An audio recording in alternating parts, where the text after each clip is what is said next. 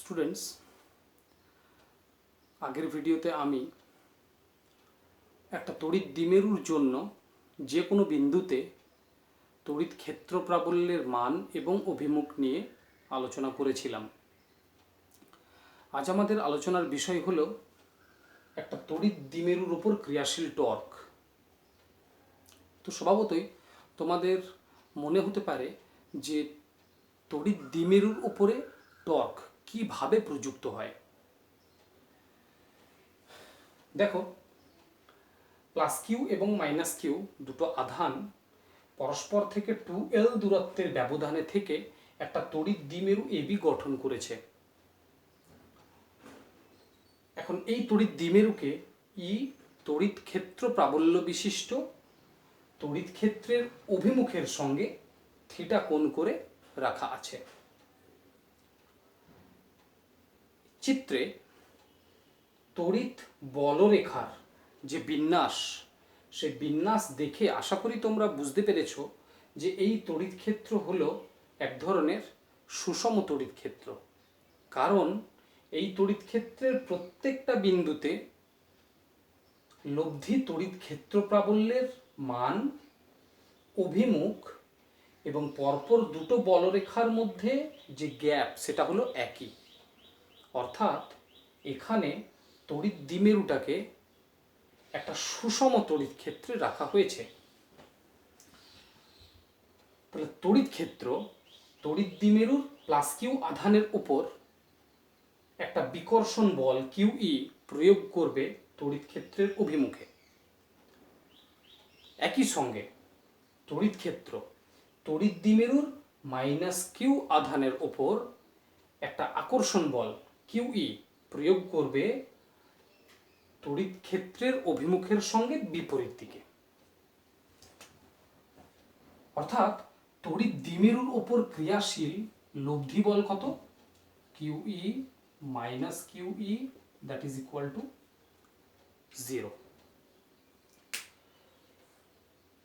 বা তড়িৎ দ্বিমেরুর উপর কোনো লব্ধি বল ক্রিয়া করছে না, কিন্তু এই দুটো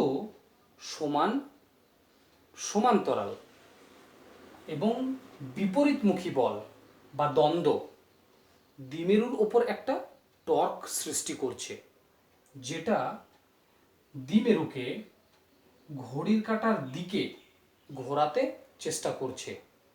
বা দ্বিমেরুর উপর ক্রিয়াশীল টর্ক দ্বিমেরুকে তড়িৎ ক্ষেত্রের অভিমুখে স্থাপিত করতে চেষ্টা করছে।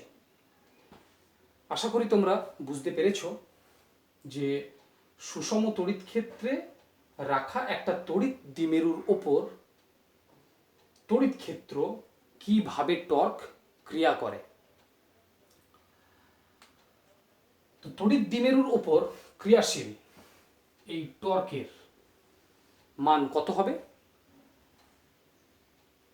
তো দ্বিমেরুর ওপর ক্রিয়াশীল টর্কের মান হবে টর্কের যে কোনো একটা বলের মান এবং এই বল দুটোর ক্রিয়ারেখার মধ্যবর্তী লম্ব দূরত্বের গুণফলের সঙ্গে সমান। কি বললাম?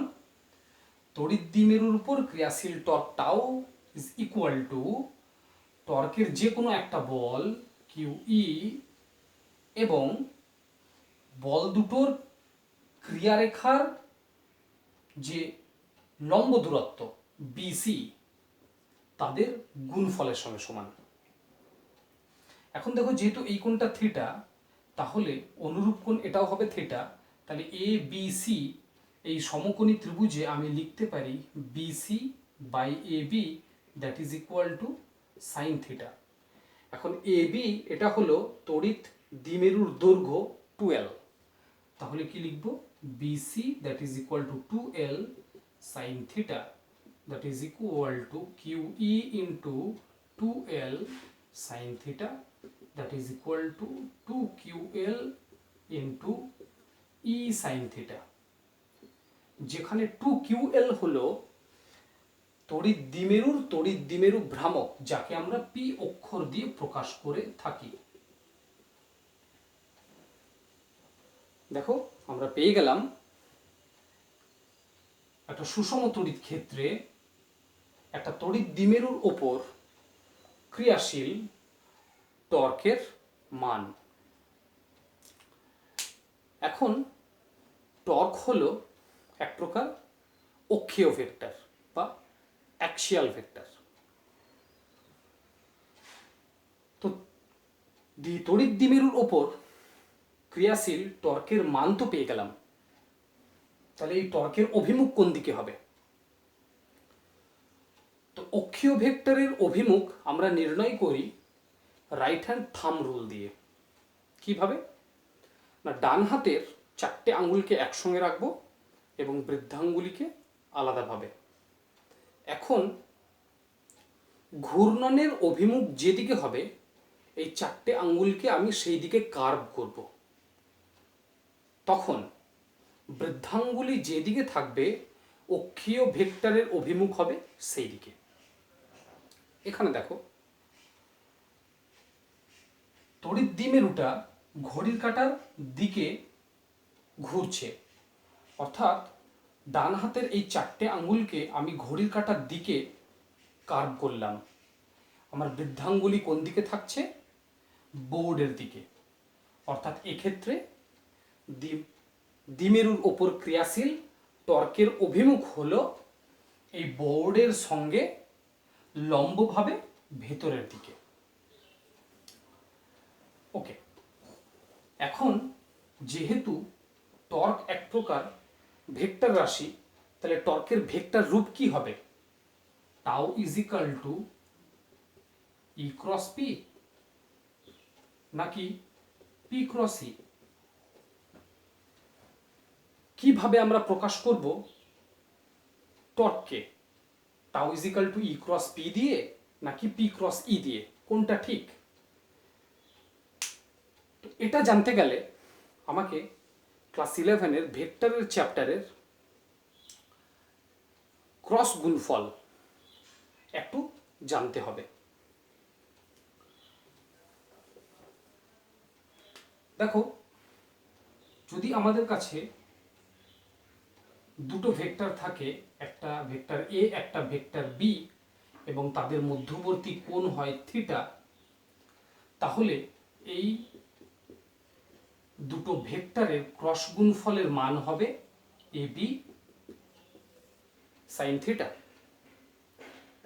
যেখানে এ ক্রস বি হলো একটা ভেক্টর আর এর অভিমুখ হলো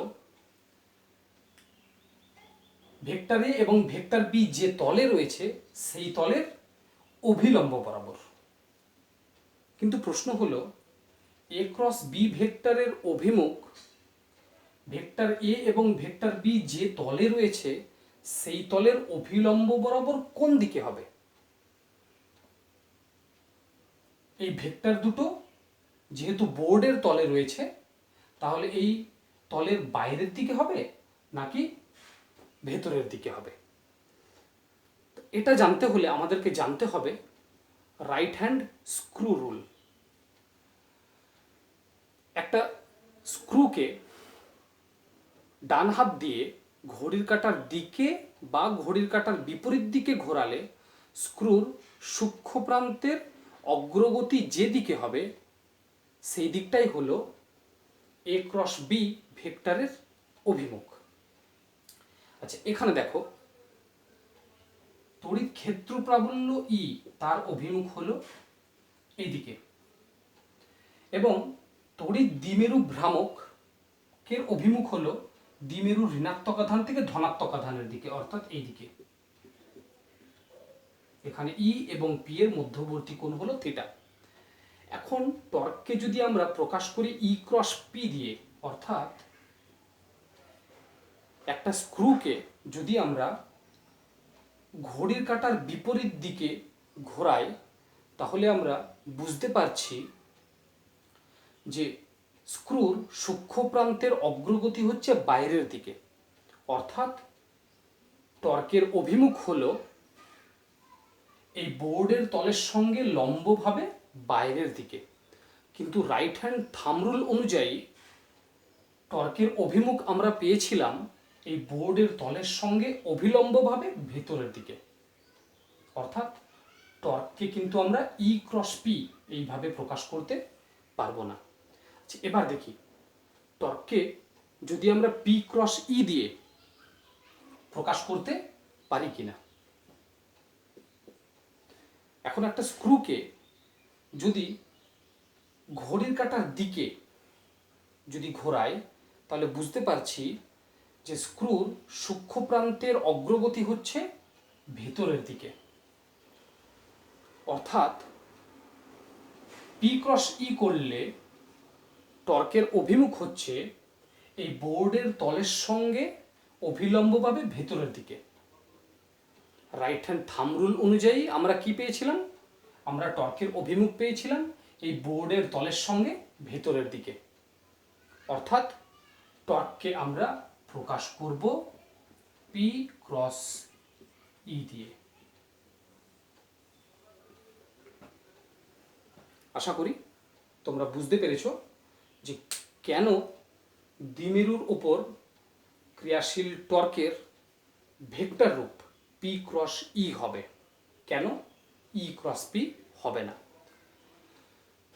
তো আজকের এই আলোচনায় আমরা একটা তড়িৎ দ্বিমেরুর ওপর ক্রিয়াশীল টর্কের রাশিমালা, টর্কের অভিমুখ এবং টর্কের ভেক্টর রূপ নিয়ে আলোচনা করলাম। এই টপিক রিলেটেড তোমাদের মনে যদি কোনো প্রশ্ন থাকে আমাকে কমেন্ট করে কমেন্ট বক্সে জানিও, আমি তার উত্তর দেওয়ার অবশ্যই চেষ্টা করব।